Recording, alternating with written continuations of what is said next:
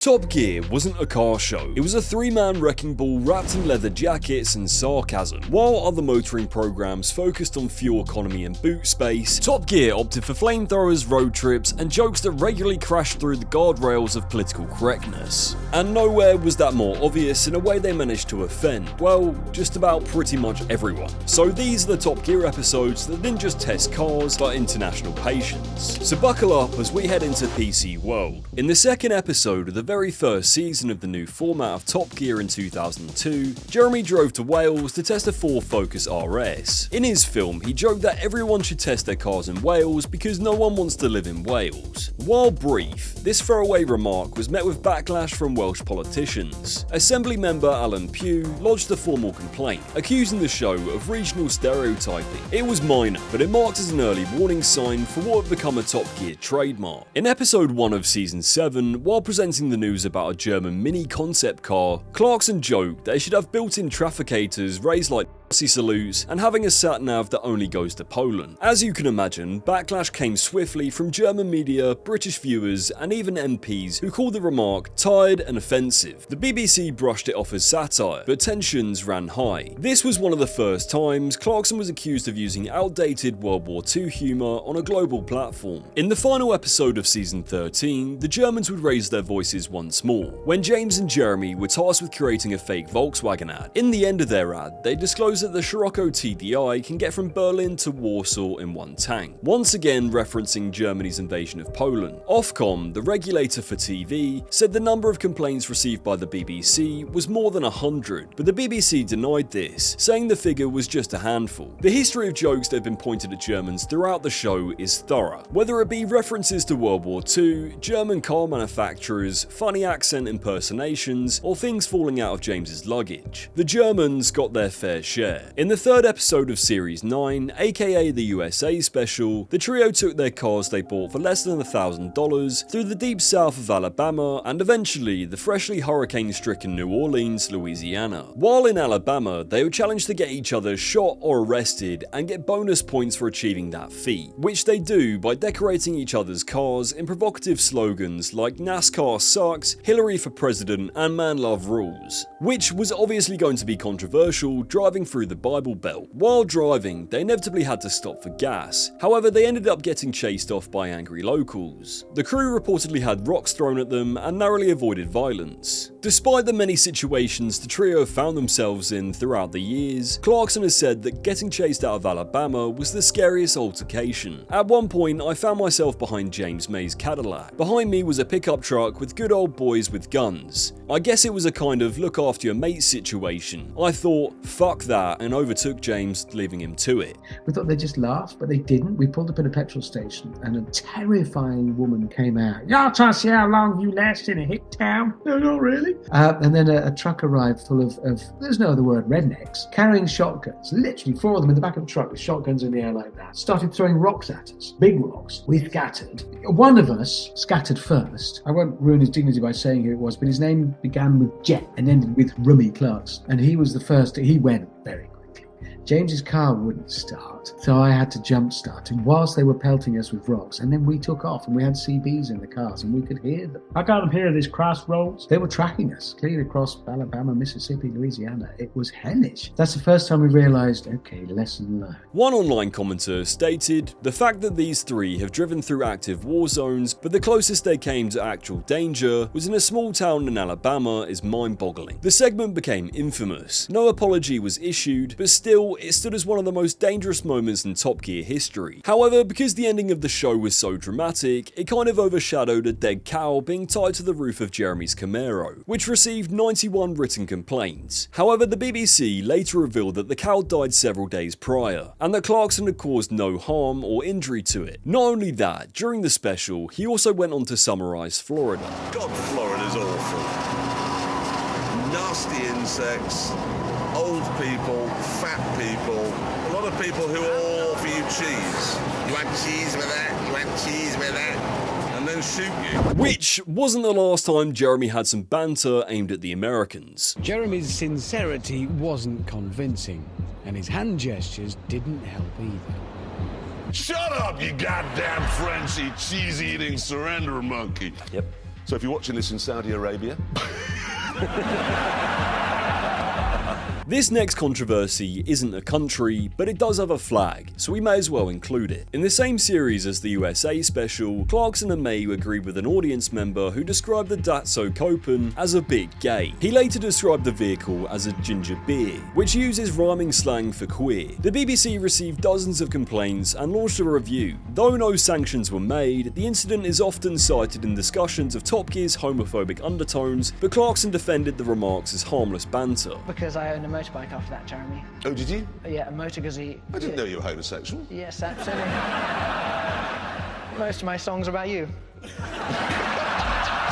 This next one isn't a country, but they could be a breed of people, I suppose. I don't really know. During the lorry challenge in the first episode of season 12, to see how hard it was to be a lorry driver, Jeremy described what he believed a day in the life of an average lorry driver's daily routine would look like. Change gear, change gear, change gear, check mirror, murder a prostitute, change gear, murder. That's a lot of effort in one day. The BBC received over 500 complaints, but later defended Clarkson, stating, "This particular reference was used comedically to exaggerate and make ridiculous and unfair urban myths about the world of lorry driving, and was not intended to cause offence." In 2010, during the first episode of Series 14, the trio headed to Romania in search of a fabled road. This Romanian road trip included remarks comparing Romania to Borat country and using the term Gypsy land. In response to these comments, the Romanian ambassador to the UK filed a formal complaint accusing the BBC of reinforcing negative stereotypes and asked for the offensive material to be removed from future broadcasts. The BBC defended the comments as part of the show's usual style of humour. A year later, in episode 2 of Series 16, Top Gear faced its next controversy eruption. During the news segment, when the host made comments about Mexico and the Mostretta MXT sports car, Richard kicked off the segment by claiming that cars take on the characteristics of the country they were made in. Mexican cars are just going to be fat, feckless and flatulent, with James May adding that Mexicans can't do food, claiming that it's refried sick with cheese on it. Clarkson then quipped, "It's not like we'll get any complaints because the Mexican ambassador is going to be asleep." But it turns out the Mexican ambassador wasn't asleep and was very angry about the comments, filing a formal complaint condemning the remarks as outrageous, vulgar and inexcusable. In a response to this letter from the ambassador, the BBC wrote back stating that the comments made were rude and mischievous, but there was no vindictiveness behind them. "Our own comedians make jokes about British being terrible cooks and terrible romantics, and we in turn make jokes about Italians being disorganised and overdramatic, the French being arrogant and the Germans being overorganised." Whilst it may appear offensive to those who have not watched the programme or who are unfamiliar with its humour, the executive producer, aka Andy Willman, has made it clear to the ambassador that that was absolutely not the show's intention. Many more expressed outrage in emails to Mexican newspapers and websites, where Top Gear jibes receive huge coverage. Despite this, the host continued poking fun. In another episode, Hammond races Clarkson and May to the Mexican border, pushing the joke further. Public criticism of this controversy included accusations of outright racism, with The Guardian reporting that it wasn't just a few cheap gags, it was an orchestrated monologue of national stereotyping. In the very next episode after the Mexico comments, the trio travelled to Albania under the pretext of testing luxury cars. What unfolded was a gag-filled escapade including a mock mafia scenario where they had to fit a dead fat Albanian man in the boot of a Rolls Royce. The segment portrayed Albania as a haven for organised crime, drawing on mafia cliches and jokes about corruption and smuggling. Unsurprisingly, over 600 viewers complained to Ofcom, accusing the show of xenophobia and stereotyping. Albanian officials and citizens responded with outrage. A letter published by the Albanian embassy in London criticised the portrayal as defamatory and insulting. No apology was issued, and the BBC defended the piece as being typical Top Gear humour. But to many, the line had been crossed once again, reducing a nation to a mafia punchline. At the end of 2011, one of the most controversial Top Gear episodes aired, framing the trio as representatives of the UK on a mission to improve UK-India relations, which went well. From jokes about curry, poverty, and a neat English muff banner hung from a train, the episode to some felt more like a cultural caricature than a goodwill tour. Clarkson was shown defecating behind a monument using a Jaguar's boot as a toilet, toilet, James May gave a lewd gift to an Indian dignitary, and the episode even found an opportunity to poke fun at Mexico once more, with Hammond accidentally painting the Mexico flag on the bonnet of his car instead of the Indian flag. Some people also felt that the basic depictions of Indian life were portrayed through the lens of mockery, including repeated shots of slums. The Indian High Commission formally objected, calling the episode tasteless and full of crude jokes that hurt the sentiments of a large section of people. In a BBC statement, the broadcaster claimed that the special was not intended to cause offence, but stopped short of issuing an apology. In 2013, a segment testing small camper vans, Clarkson reviewed a Nissan van by comparing it to a person with a growth on their face. While the joke wasn't explicitly racial, it was interpreted to some as being in poor taste. Domestic and international media labelled the segment as thoughtless and a cheap shock value. The BBC later edited the episode for future broadcasts, but once again avoided a formal apology. During Series 21's Burma special, the trio built a bridge over the River Kwai. Once the bridge was complete, a local man walked across, at which point Clarkson said, "That is a proud moment, but there's a slope on it." Slope is perceived as a derogatory racial slur against people of Asian descent. Although the joke was said with the man directly in shot, Clarkson claimed that it was an unfortunate coincidence. Public backlash exploded. Anti-racism campaigners and Asian communities condemned the slur. Media watchdog Ofcom ruled the remark as racially offensive. Under pressure, the BBC issued an apology and edited the scene out of future broadcasts. Top Gear producer Andy Willman responded stating, "When we used the word slope in a recent Top Gear Burma special, it was a light-hearted wordplay joke referencing both the build quality of the bridge and the local Asian man who was crossing it. We were not aware at the time, and it has subsequently been brought to our attention, that the word slope is considered by some to be offensive. Although not widely recognised in the UK, we appreciate that it can be considered offensive to some here and overseas. For example, Australia and the USA. If we had known that at the time, we would not have broadcast the word in any context and regret any offence caused." Towards the end of 2014, the BBC allegedly became concerned with Clarkson's behaviour on the set and production of the show. This concern came after two incidents that year. The first was of course the bridge over the River Kwai incident, and an unaired take from 3 years previous, which leaked to the press. In the unaired clip, it saw Jeremy attempting to choose between two cars using the traditional rhyme "eeny meeny miny mo", but failing to censor the original version's use of the N-word. Eeny, meeny, miny, mo. When he squeals, let him go. Eeny, meeny, miny,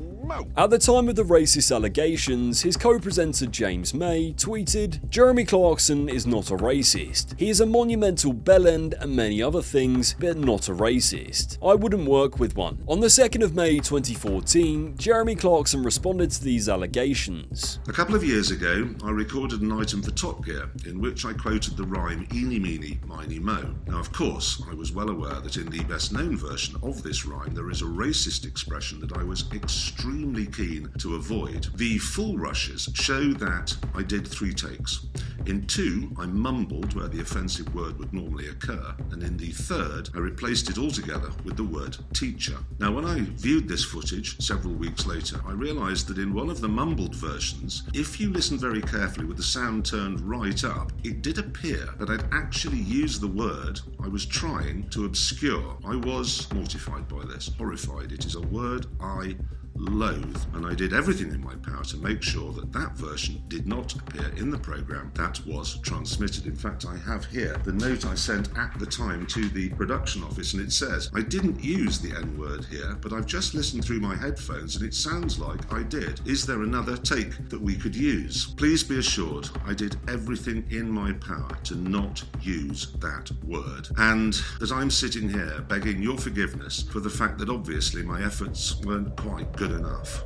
Now, this controversy, I have actually made a whole video about it, which I definitely recommend you check out. Now, having said that, I'm about to explain it again. In what became one of the most dangerous Top Gear controversies, during the Patagonia special in 2014, Clarkson drove a Porsche 928 with a license plate the red H982FKL, which is interpreted by many Argentinians as a reference to the 1982 Falklands War. Though Clarkson and the TG crew claimed that it was a coincidence, Argentine veterans and citizens citizens believed it was a deliberate provocation. Protests broke out during filming, the crew was harassed, and at one point pelted with stones. They had to flee the country under police escort, abandoning several vehicles. On the 4th of October 2014, Jeremy Clarkson tweeted a series of tweets. All TG crew now safely out of Argentina. I just got back to the UK. Horrified to see so many newspapers have got the story completely wrong. The number plate was a coincidence. When it was pointed out to us, we changed it, as pics in the morning's Mail show. On Christmas Day, when the special aired, Jeremy Clarkson tweeted, "Happy Christmas to everyone, except the Tierra del Fuego people of Argentina. You lot can sod off." After the show aired, the debate continued about whether the number plate was on purpose or not. It was mainly about the question of the chances of having that specific number plate on that car. During 2 separate interviews, James and Richard cleared it up from their perspective. So we bought the cars, bought them in the UK, and all this COD arithmetic about the chances of having that What number is it you plate found work. out, Rich? The chances of coincidentally buying a car with that registration to take to Argentina, 13 million to 1. You see, I would contend that that is nonsense, because that is true of any number plate you choose, because they are all unique. That is the point of a number plate. But this one was And particularly unique, though. it's actually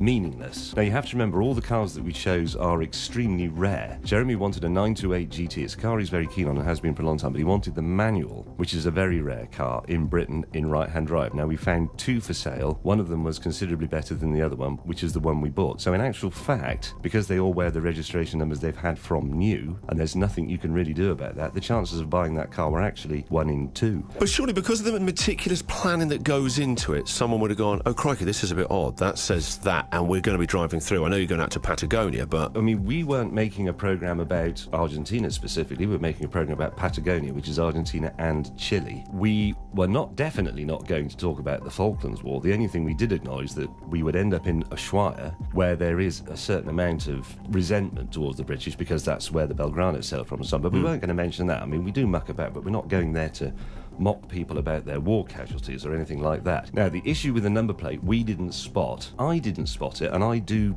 crosswords, word games, number games, Because and all the rest as of it. men, And you it- often look at number plates and you try and make letters from them, don't you? And surely someone on rude that crew words, must have yes. gone, "Crikey, we've got to be really careful. We've got to get rid of this number plate. It says..." But it doesn't say anything. I don't think it's the number plate that's the issue, really. It's what happened following it. We were making a film about how great it was because it was gorgeous. And then we got a tweet about a week into a several-week shoot that pointed out that the number plate on one of the cars, you could put down, I mean, you can. I mean, I can see it. Yeah. So we all ran cold. Oh, no, that's bad. Because we were going right down to Ushuaia, like the very south, where there's still feeling about it. I mean, it was a war. People died on both sides. So we thought, oh, cool. Well, if that's going to cause offence, we'll take it off. Yeah.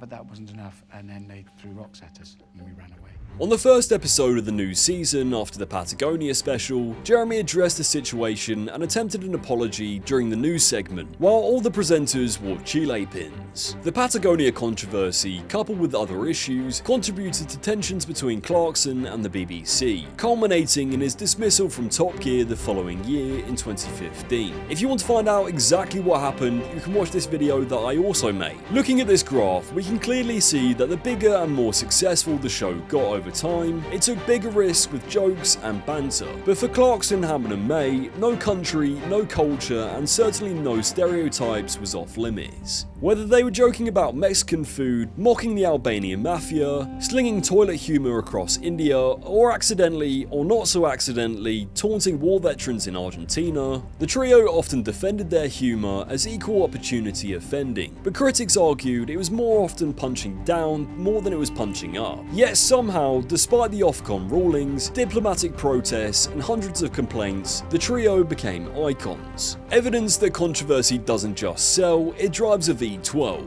And for millions of fans, the chaos was part of the charm. Thank you so much for watching this video, it really does mean a lot to me. Make sure to follow me on all of my socials at Phat Network, like, subscribe, and comment below what you want to see next.